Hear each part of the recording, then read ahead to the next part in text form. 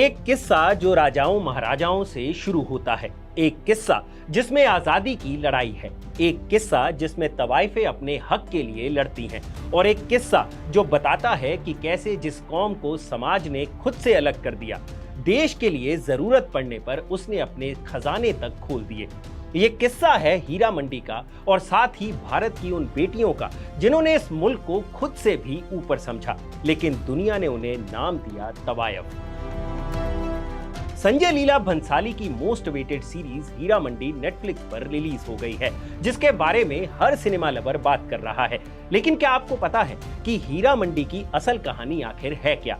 कैसे हीरा मंडी के तार मुगल बादशाह अकबर से लेकर महाराजा रंजीत सिंह तक जुड़ते हैं?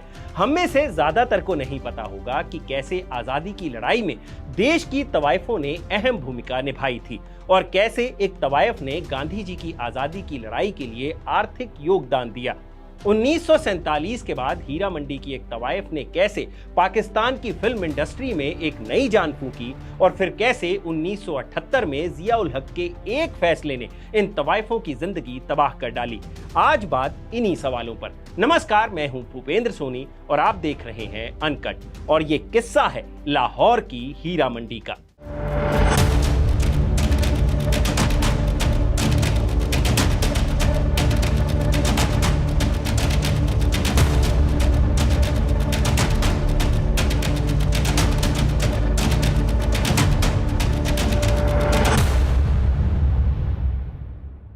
किस्सा शुरू करने से पहले आपका यह जानना जरूरी है कि तवायफ और वैश्या में जमीन आसमान का फर्क होता है। प्राचीन भारत की बात करें तो तवाइफों को छोटी उम्र से ही संगीत, नृत्य, फैशन, कविता, हाजिर जवाबी, शिष्टाचार, भाषा और साहित्य का प्रशिक्षण दिया जाता था। यानी ये महिलाएं उस वक्त की कुलीन महिलाओं से भी ज्यादा पढ़ी लिखी होती थी और पीढ़ी दर पीढ़ी ये अपनी लड़कियों को अपनी यही कला सिखाती चली जाती थी, ताकि जब कुलीन वर्ग के लोग इनकी संगत में आए तो वो अचरज में पड़ जाएं।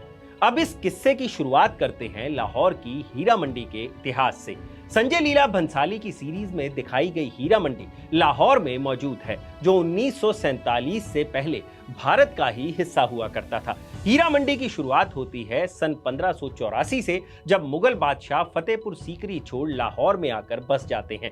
उस वक्त लाहौर मुगल सल्तनत की राजधानी था और उसके पास ये दर्जा सन 1598 तक रहा। इस दौरान अकबर ने लाहौर में अपने दरबारियों और अमीरों के लिए एक रिहायशी मोहल्ला बनवाया, जिसे नाम दिया गया शाही मोहल्ला।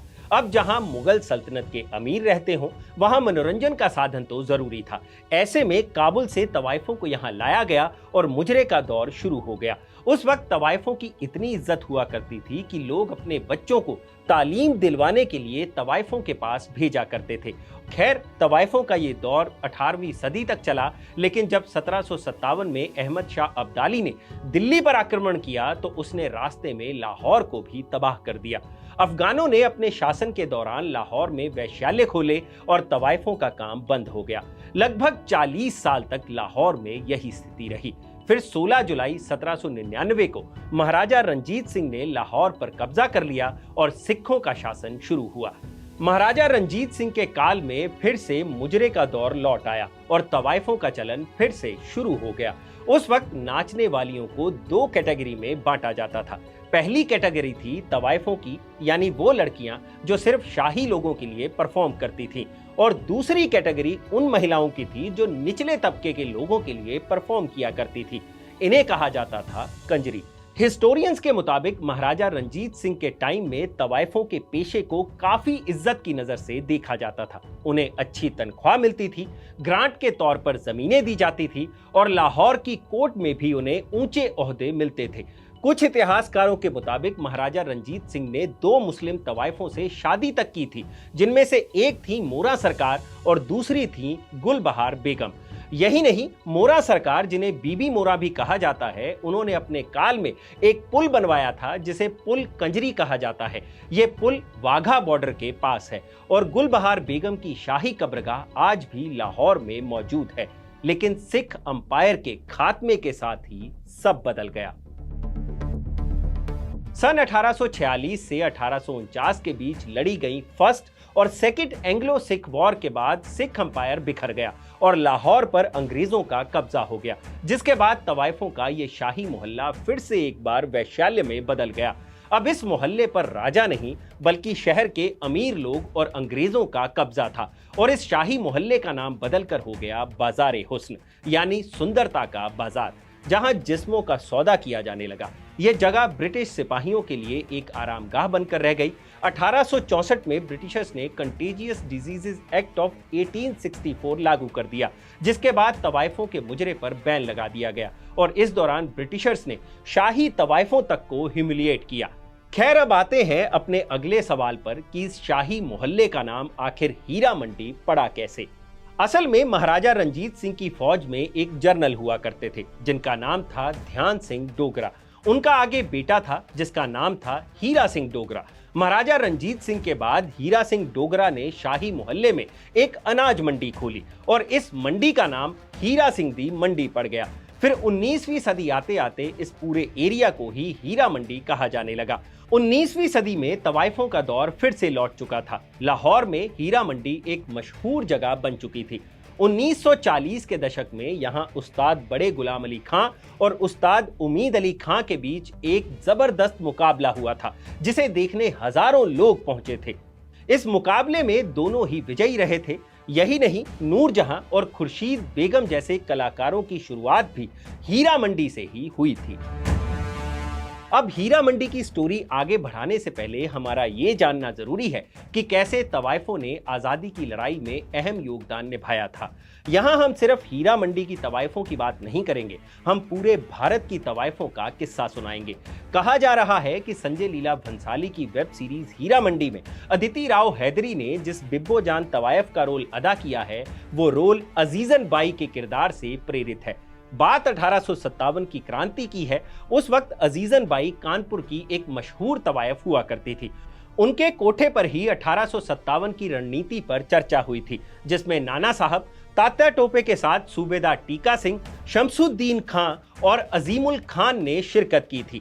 अजीजन बाई ने महिलाओं का एक ऐसा ग्रुप बनाया जिसने स्वतंत्रता संग्राम में पूरी मदद की। अजीजन बाई इस क्रांति में पुरुष का वेश धारण कर जंग में भी उतर गई थी और बाद में उन्हें अंग्रेजों द्वारा फांसी की सजा सुनाई गई।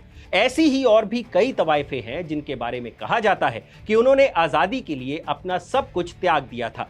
गांधी जी के आंदोलन में भी हुस्नाबाई, विद्याधरी बाई ने बढ़ चढ़कर हिस्सा लिया था। हालांकि स्वतंत्रता संग्राम से जुड़ी किताबों में इनके संघर्ष की कहीं कोई दास्तान नहीं मिलती। हुस्नाबाई ने बाकी तवाइफों को विदेशी वस्तुओं का बहिष्कार करने और गहनों की जगह लोहे की हथकड़ी पहनने के लिए प्रोत्साहित किया था। सिद्धेश्वरी देवी ने तो अपनी महफिलों में देशभक्ति के ही गीत गाने शुरू कर दिए थे। गौहर जान, जो एक मशहूर तवायफ हुआ करती थी, उनसे भी जुड़ा एक मशहूर किस्सा है। कहा जाता है कि 1921 में गांधी जी ने स्वराज फंड के लिए गौहर जान को परफॉर्म करने के लिए आग्रह किया।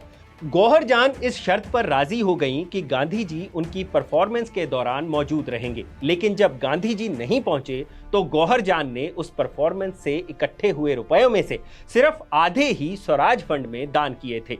तवाइफों से जुड़ी ऐसी कई कहानियां हैं जो उन्हें आजादी की लड़ाई का अहम किरदार बनाती हैं, लेकिन इनके साथ जुड़ी एक विडंबना भी है कि जिन तवाइफों ने आजादी की लड़ाई में इतना बढ़ चढ़कर योगदान दिया, समाज ने हमेशा उनसे किनारा करके ही रखा। खैर, वापस लौटते हैं हीरा मंडी पर।